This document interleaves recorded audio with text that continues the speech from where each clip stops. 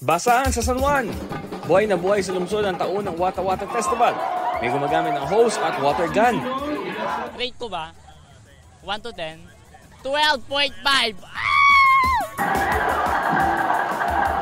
Pero alang-alang pa rin sa pagtitipid sa tubig. Nung dati, 50 fire truck ang gamit sa pista.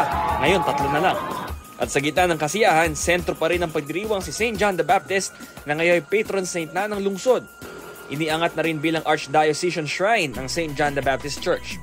Hindi rin magpapahuli sa pista ang taga-Samal, Bataan.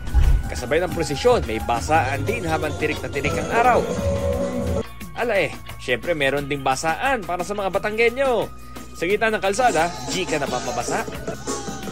Oops, pero bawal ang pikon din ha? Napaliwanag namin po na bawal kayong magalit kasi po talaga ito na po yung kasanayan, taon-taon.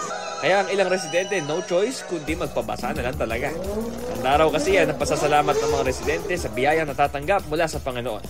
Nakifiesta rin ng mga taga Bacolod City. Dito sinabay ng parokya ang pagbibinyag sa pagdiriwang ng pista. Nakalinya rin ng mga residente, bitbit ang kanilang pangbasa, gaya ng water gun at water boga.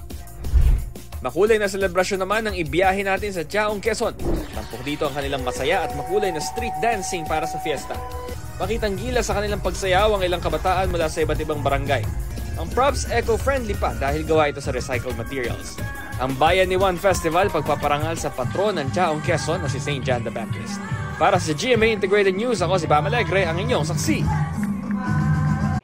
Mga kapuso, sama-sama tayong maging saksi. Mag-subscribe sa GMA Integrated News sa YouTube at para sa mga kapuso abroad, samahan niyo kami sa GMA Pinoy TV at sa www.gmanews.tv.